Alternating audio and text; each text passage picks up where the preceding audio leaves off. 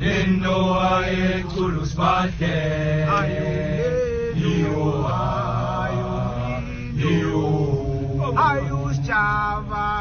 Shava wayekulu pura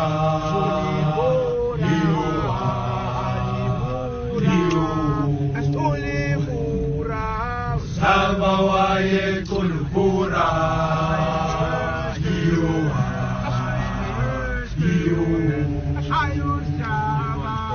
Shava wayekulu pura